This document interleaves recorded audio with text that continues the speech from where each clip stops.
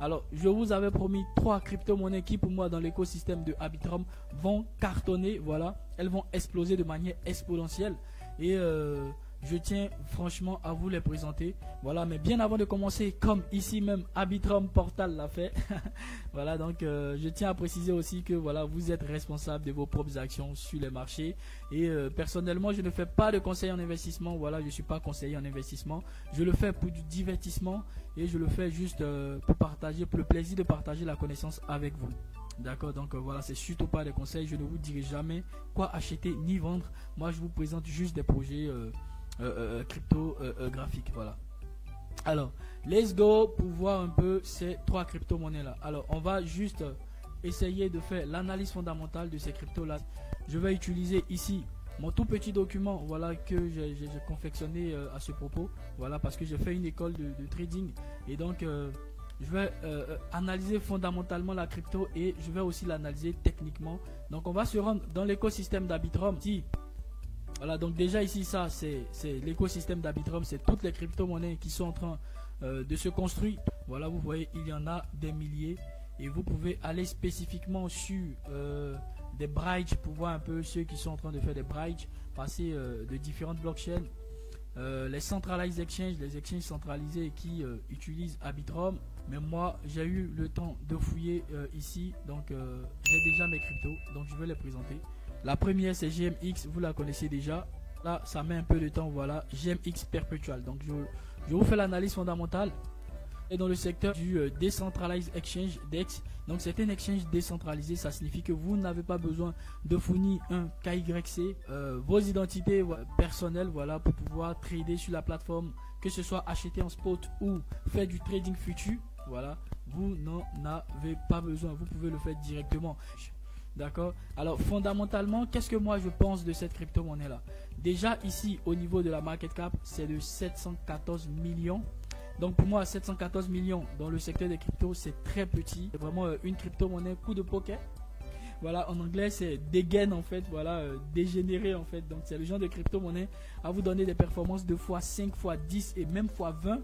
Voilà, à partir du niveau où vous l'achetez. Voilà, et aussi vice versa, c'est le genre de crypto-monnaie qui peut avoir des baisses vraiment très conséquentes. Donc je vous montre ça tout de suite. Voilà ici, donc on a ici au niveau des market cap. Donc la market cap c'est quoi? C'est en fait elle qui va vous montrer l'ensemble des fonds qui ont été investis dans une crypto-monnaie.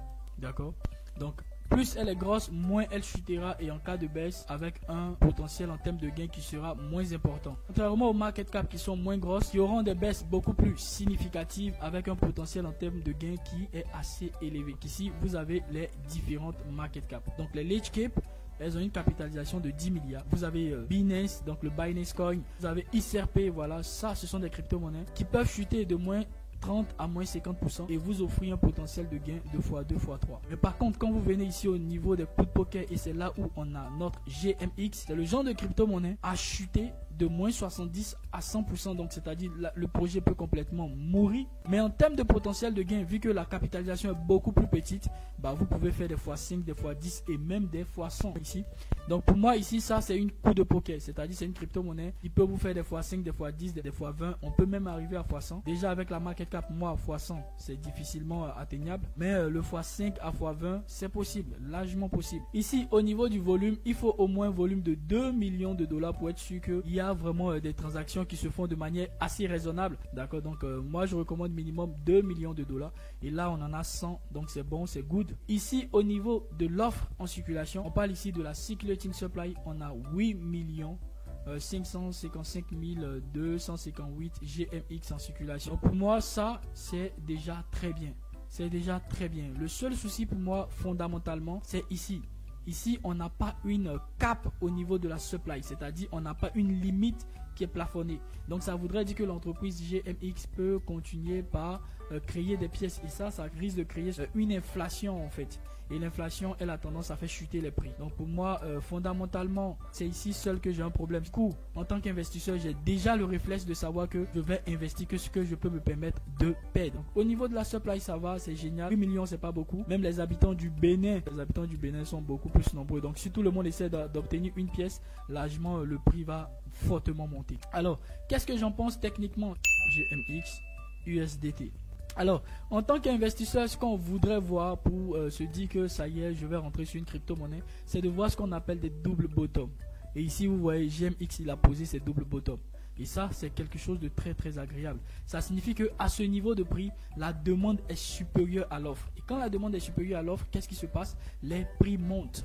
Et c'est ce qu'on a ici sur GMX. Et donc, moi, personnellement, vous pouvez voir, j'ai mis une alarme ici sur GMX à $50. Donc, je ne suis pas encore rentré. Je ne pense pas qu'il y aurait encore un dip. Voilà, parce que j'ai raté en fait ce dip ici là. Donc je l'ai raté. Donc ça m'étonnerait qu'il y en a un autre. Mais s'il y en a un autre, voilà, c'est sûr que je rentrerai dessus. Alors donc ici, techniquement, les gars, regardez. Donc qu'est-ce qu'on a? On a notre reload zone. Voilà, notre zone de rechargement qui se trouve ici. 0,618 et 786 de Fibonacci. Donc pour tout investisseur, c'est au minimum cette zone qu'il devrait guetter en fait. D'accord? Donc c'est cette zone là.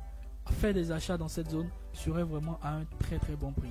Mais techniquement, on constate que GMX est bullish parce que à ce niveau de prix, on a eu le bottom qui a été posé en weekly en plus. Donc c'est très puissant les deux bottom weekly. Et là, voilà, on est sur une poursuite haussière. Donc là, il y a un gros support, le first stop qui est maintenu. Donc on a le first stop ici qui est maintenu. Donc l'objectif, quand le first stop est maintenu, l'objectif du marché, c'est de faire de nouveaux sommets. Donc au cas où GMX fait un nouveau sommet, jusqu'où il pourrait y aller. Donc on va ensemble regarder ça. Objectif de venir chercher un 618 de Fibonacci à 200%. Donc voilà, clairement pour moi, GMX il viendra taguer au minimum les $103 à $112. Donc c'est pas trop ouf, voilà, c'est pas trop ouf, mais voilà, au moins une poussée de 20 à 24%, ça serait assez raisonnable dès que on arrive à casser ici le niveau des $88. Alors ici je vais ajouter pour voir le momentum. Donc le momentum il est bullish. Vous voyez le biais institutionnel, il est bullish. Ça signifie que les institutions, voilà, sont en train de chercher du long au niveau de GMX. Alors pour les investisseurs, est-ce qu'on pourrait avoir un autre dip qui pourrait venir? Donc je vais rapidement vous regarder ça avec le volume profile. Est-ce qu'on peut espérer un autre dip? Voilà, donc ici, donc là, ici. Donc là on a un creux, donc s'il y a un potentiel dip, voilà, ça devrait venir chercher cette zone là. Mais moi j'attendrai beaucoup plus la zone ici, hein. Voilà, moi j'attendrai juste la zone des $50. Si potentiellement durant cette année il m'offre une entrée à $50, moi je trouve que ça serait l'une des meilleures entrées. Voilà, donc pour l'instant il a juste eu un dip et puis après c'est reparti totalement. Vous voyez, on est parti sur un V. Ça prouve qu'il y a eu une impulsion et elle est due en fait à l'airdrop de Arbitrum et de la macroéconomie au niveau des banques qui sont en train de se cracher. La Silicon Bank Valley des US, voilà, et la Bank First qui sont en train de se cramer. Donc ça donne du vent en poupe aux crypto-monnaies. Déjà ça, c'est très intéressant pour GMX. Donc si on s'affranchit de la résistance à $89, je pense que la poussée va venir beaucoup plus entre $102 à 113. Et concernant le bull run, pour moi, c'est une crypto-monnaie qui, dans le passé, je crois, elle a atteint des niveaux assez intéressants. On va regarder ça. Voilà, elle est montée jusqu'à $217. Pour ceux qui souhaitent être holder, s'ils l'obtiennent à $50, pour moi, voilà, ça serait génial. On est déjà sur d'être sur 1x2, x3 et 1x4. On revient aux ATH précédents de $200. Donc ça, c'est GMX. Ensuite, je vous présente ma seconde crypto-monnaie. C'est la crypto-monnaie suivante, Jones DAO. Voilà. Donc cette crypto-monnaie là, j'ai pas pu atteindre mon bags, mais elle a complètement décollé en fait. Donc c'est une crypto-monnaie qui est au niveau des options. D'accord, au niveau des options. Donc je sais pas si vous connaissez les options. Alors, du point de vue fondamental, Jones, il est dans la finance décentralisée DAO. Jones, c'est un super projet. Voilà, j'ai eu à regarder, c'est très bien fait. Donc ici, côté fondamental avec les critères au niveau de la market cap, vous comprenez ici automatiquement qu'on est sur une crypto-monnaie coup de poker, c'est-à-dire une crypto-monnaie qui peut complètement aller à zéro. Le projet peut échouer parce que 16 millions c'est pratiquement rien du tout. Voilà, c'est pratiquement rien du tout. C'est vraiment du dégain quoi. Vraiment du côté dégénéré en fait. Il y a très peu de personnes dessus. Donc ça peut vraiment capoter. Mais si ça prend, si l'analyse est juste, alors là, c'est vraiment du x10, hein. C'est vraiment du x10, du x20. Voilà, ça serait vraiment du lourd. Et ici, côté volume, on frôle à peu près les 2 millions de dollars. Donc là, je vais vous montrer. Si on s'en tient au critère le volume c'est quoi? Il représente le cash flow qui est échangé à partir de l'actif. Notez bien que le volume minimum acceptable pour valider un investissement sur une crypto coup de poker, donc high risk asset, donc les assets à haut risque, doit être de 2 millions de dollars. A noter que pour tout autre investissement, nous vous suggérons un volume normal de base qui est compris de 15 millions, d'accord, en 24 heures. Donc ici, si on s'en tient à la stratégie, les amis, il manque de volume, voilà, il manque légèrement de volume. Sinon, pour moi, c'est bon. Et pourquoi est-ce que c'est bon pour moi?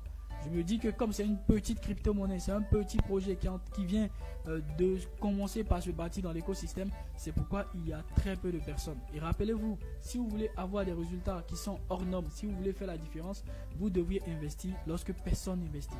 D'accord, donc je ne vous dis pas d'investir, je me parle à moi-même les gars.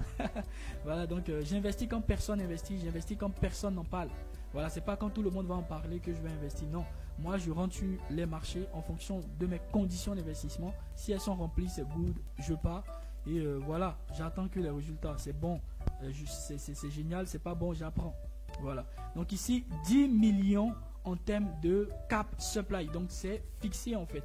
Donc ici, la masse supply, c'est 10 millions, c'est-à-dire que la société ne va pas produire au-delà de 10 millions de pièces. Donc le maximum qu'elle peut créer, c'est 10 millions de pièces. Et là, elle a déjà créé 4 235 941. Donc on est déjà sur plus de 40% de la supply totale qui devrait sortir. Donc si on suppose que même si la société met toutes les pièces en circulation, on aura 10 millions de pièces parce qu'elle ne peut pas créer au-delà de 10 millions. Elle a plafonné. Et c'est ce que moi j'aime. Les plafonds qui sont très très réduits en fait.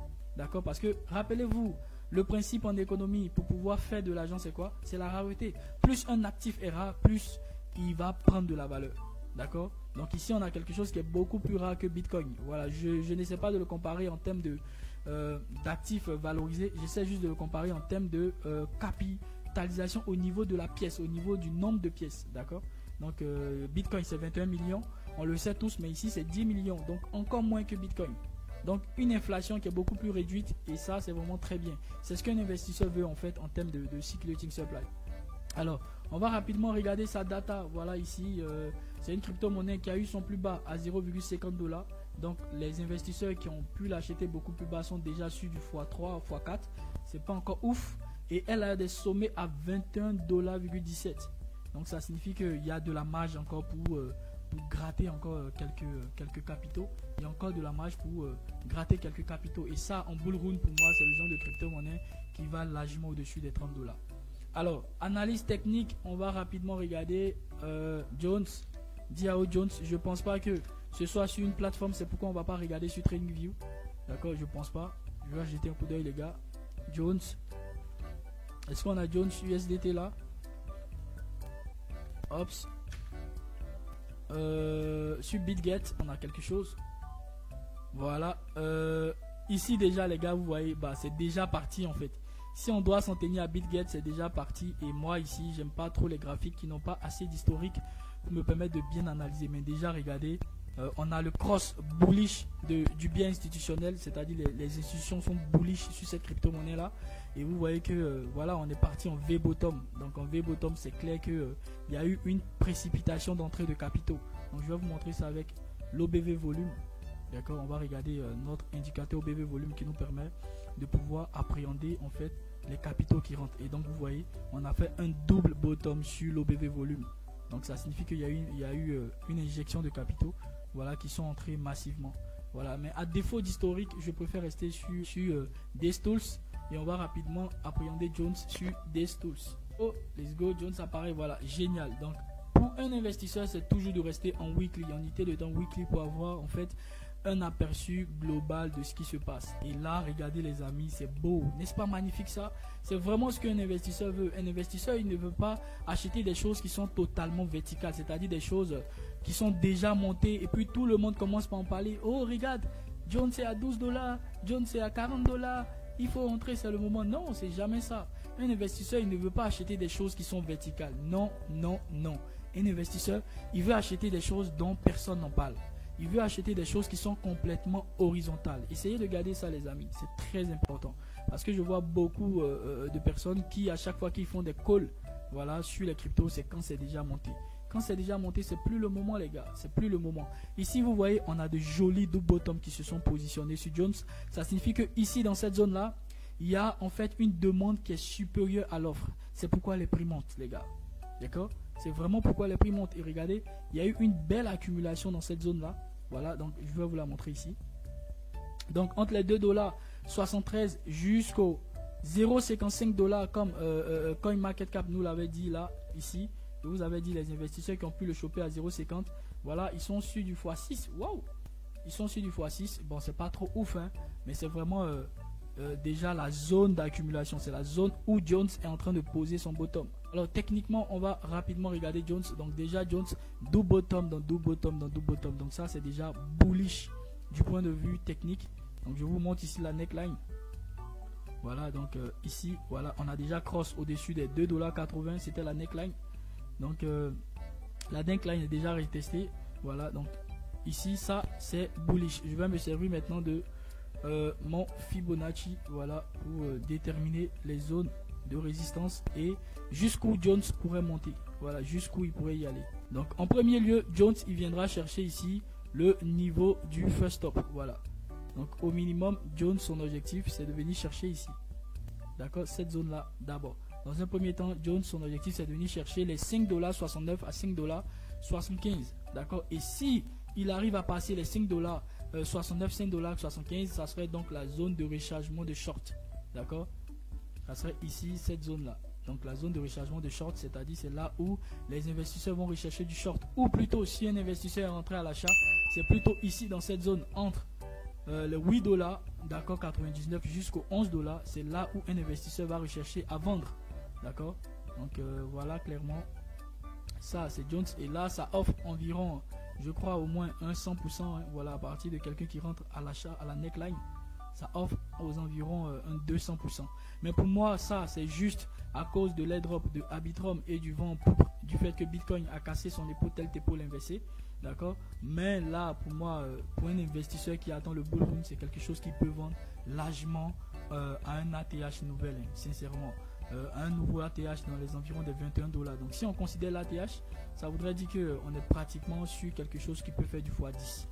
Honnêtement, quelqu'un qui l'achète ici, il est pratiquement sur du 600, 700, 800%. Hein. D'accord. Donc ça, c'est quelque chose de génial. 649%. Voilà, c'est Jones. Et dernière chose que je voudrais vous montrer, les amis, malgré qu'on se trouve sur une crypto-monnaie qui est hautement risquée, pourquoi est-ce que moi je rentre? Parce qu'il y a ça. Il y a un double bottom monthly.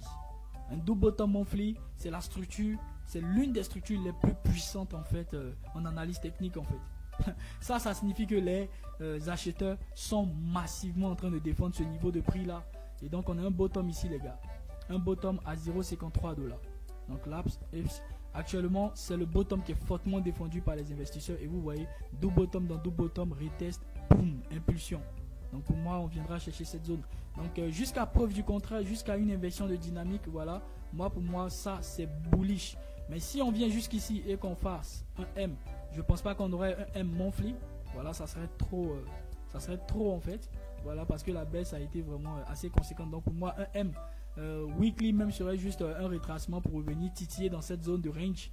Voilà, pour permettre encore à d'autres investisseurs d'accumuler et peut-être halving 2024 du Bitcoin. Voilà, mars avril, ça serait l'impulsion totale pour vous revoir Jones à des prix beaucoup plus intéressants. Donc voilà, je termine rapidement avec la dernière crypto-monnaie que je veux vous montrer les gars.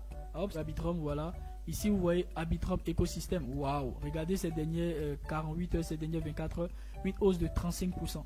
À votre avis, c'est dû à quoi? C'est dû en fait à Bitcoin. C'est dû à Bitcoin, mais aussi à l'airdrop d'Arbitrum. Voilà, qui est en train de pousser en fait ces cryptos là. Voilà, donc ici vous voyez encore une fois une cap supply qui est limitée en fait. Voilà, une supply cap qui est à 20 millions. Donc ici clairement on peut pas dépasser les 20 millions. Le seul petit souci c'est que la société n'a pas trop mis de pièces en circulation. Donc elle peut continuer par en créer d'autres et en mettre en circulation.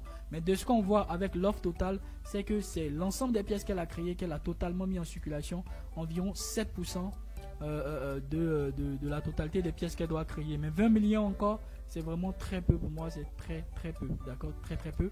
En termes de volume, il est good.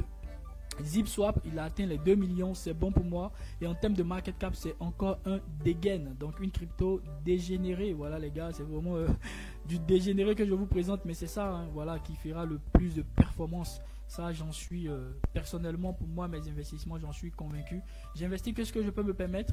Et c'est une crypto-monnaie qui sert de swap, vous avez compris, un peu comme PancakeSwap dans l'écosystème de la Binance Smart Chain, un peu comme Uniswap dans l'écosystème de Ethereum. On a ZipSwap dans l'écosystème de Arbitrum. Alors rapidement, on regarde les données ici les gars. Hops. Qu'est-ce qu'on a? Du 23 $ comme ATH et du 2 $ comme point le plus bas. Donc là, les gars sont juste sur du 200% pour ceux qui ont pu choper le bottom. Moi, j'ai pu le choper. D'accord? J'ai pu le choper. Je l'ai chopé lorsqu'il est venu chercher les 0,888 de Fibonacci. Voilà, c'est la zone où on achète vraiment les shitcoins quand on veut mettre un peu plus de fonds. Il faut vraiment attendre cette zone-là. Donc, techniquement, je vous montre. Voilà. Donc ici, clairement, on a un peu plus d'historique. Donc comme je vous le disais, moi j'ai réussi à pouvoir l'acheter ici quand il est venu chercher les 0,886 de Fibonacci. C'est vraiment là qu'on achète le genre de crypto très risqué en fait. Donc je vais vous remettre ça, mais bon, si je remets, voilà, ça va effacer mon travail en fait. Donc comme je suis déjà entré sur la crypto les gars, j'aurai du mal à effacer, mais bon, c'est pas grave, on va essayer de faire quelque chose. Voilà, donc je vais essayer de vous montrer ça. Donc voilà, faut juste prendre le sommet, le point bas sur le point haut, et vous avez ici la zone des 0,886. Ça signifie qu'on a une chute de plus de 88% à 90%. C'est très bien d'acheter des crypto-monnaies dont vous croyez les projets qui chutent au moins de 88% à 90%. Surtout si c'est des crypto-monnaies qui n'ont pas encore fait les preuves, elles sont assez nouvelles. Vraiment, c'est le niveau qui est recommandé pour les acheter.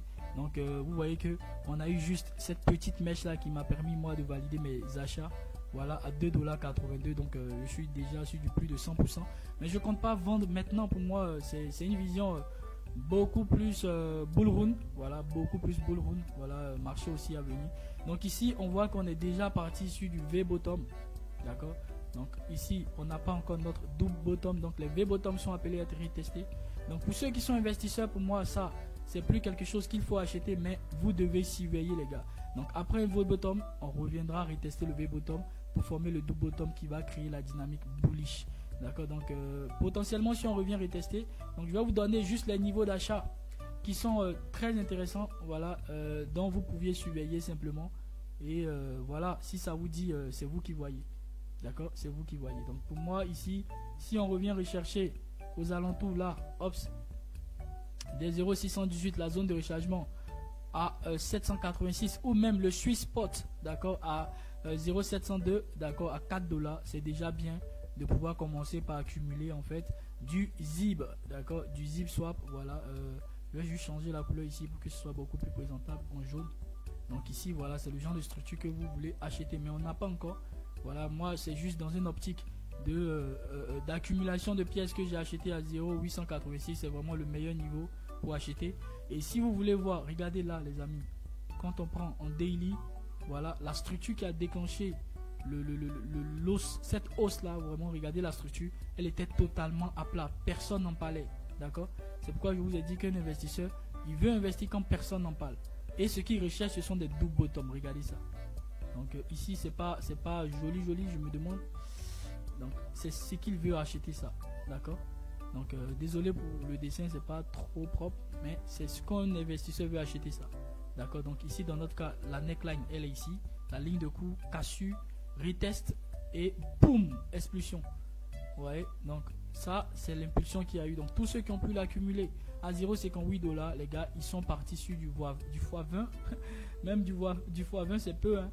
Ils sont partis sur du x43. Vous voyez. Donc comme mon document le disait là, je vous l'avais dit, donc les dégaines, les crypto-monnaies à haut risque, donc sur du x5, x10, du x100. Et là, bah, les gars sont partis chercher du 43 avant de revenir totalement en zone de rechargement. Donc pour moi, oui, ça va monter très fort. Et jusqu'où? Donc je vais vous montrer ça. Hops. Voilà, donc au minimum à 10 $. Donc le first stop, au minimum, on viendra chercher les 10 $. D'accord. Et si on arrive à passer les 10 $, c'est bien entendu la zone de rechargement. Donc d'ici mars, non, nous sommes en mars, donc d'ici avril-mai, voilà, si je me souviens, si j'ai bonne mémoire de ce que mon mentor me disait, c'est buy when it snows and sell in May and go away. Donc vend, d'accord, en mai et en avril et bats-toi. Mais si tu veux accumuler, accumule en hiver. Donc l'hiver c'est octobre, novembre, décembre. Donc là c'est plus intéressant d'acheter, hein, vraiment c'est déjà devenu vertical. Voilà, c'est déjà devenu vertical. Mais si on a un retest ou on a un dip ou on a un retest du Bitcoin qui revient chercher les 25 000 $, voilà, donc ce serait de très bonnes zones d'accumulation. D'accord, donc voilà les trois crypto-monnaies que j'ai voulu vous présenter.